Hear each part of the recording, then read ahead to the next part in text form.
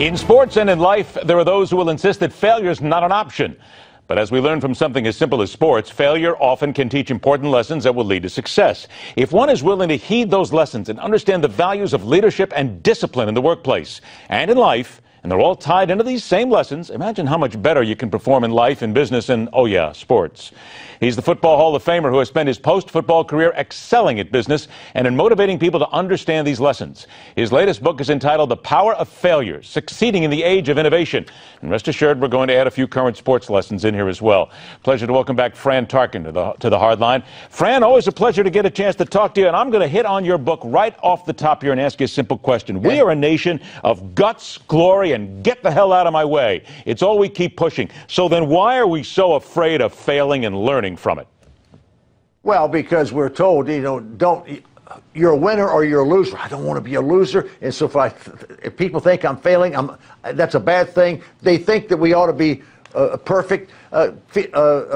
Fiorina, lady Carla Fiorina, she got fired by Hewlett Packard. That's not bad. That's a good thing. Donald Trump had 4 bankruptcies. That's not bad. He learns from those failures.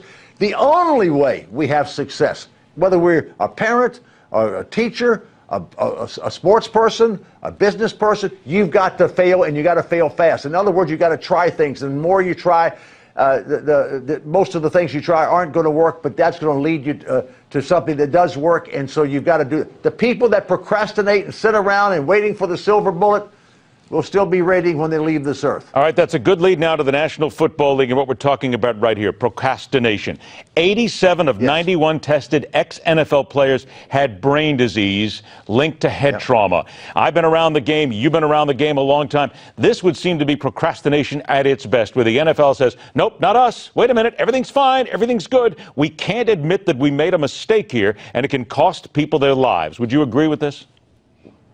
I would definitely agree that the NFL had hired doctors, brain doctors, to go, and they came with a report 7, 8, 9 years ago and said, oh, these concussions don't show anything. And then we had a little hospital up in Pittsburgh, Pennsylvania, came out and started getting the brains of dead people, dead players, and said, whoa, this is big. That does cause the death of people. And now we had this report, 96% of the brains they studied of ex-NFL players in death had CTE. Wow. Yes, it is a wake-up call because it will never make it completely safe.